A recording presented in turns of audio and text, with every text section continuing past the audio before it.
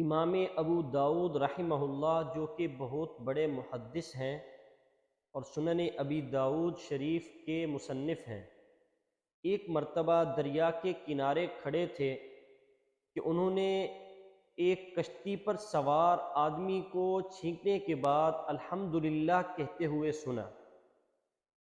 حدیث میں آتا ہے کہ اگر کوئی آدمی چھینکنے کے بعد الحمدللہ کہے تو اس کے جواب میں یرحمک اللہ کہنا سنت ہے اور مسلمان بھائی کا حق ہے۔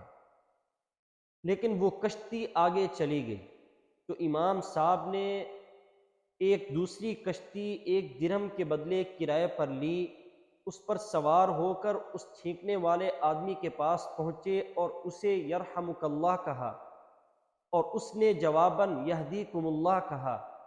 پھر امام صاحب واپس کنارے پر پہنچ گئے تو ساتھیوں نے پوچھا کہ آپ نے ایسا کیوں کیا؟ تو امام صاحب نے جواب دیا کہ مجھے یہ خیال ہوا کہ شاید جس آدمی نے چھینکا ہے شاید اس کی دعا قبول ہوتی ہو، تو جب میں اسے یرحمک اللہ کہوں گا تو وہ مجھے دعا دے گا یہدیکم اللہ، ہو سکتا ہے اس کی دعا میرے حق میں قبول ہو جائے۔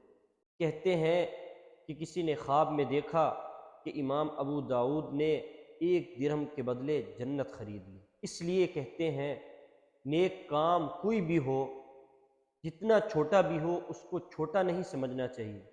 اسی لیے تو حدیث میں آتا ہے قیامت کے دن اعمال گنے نہیں تولے جائیں گے، جتنا زیادہ اخلاص ہوگا اتنا زیادہ ان اعمال کا وزن ہوگا۔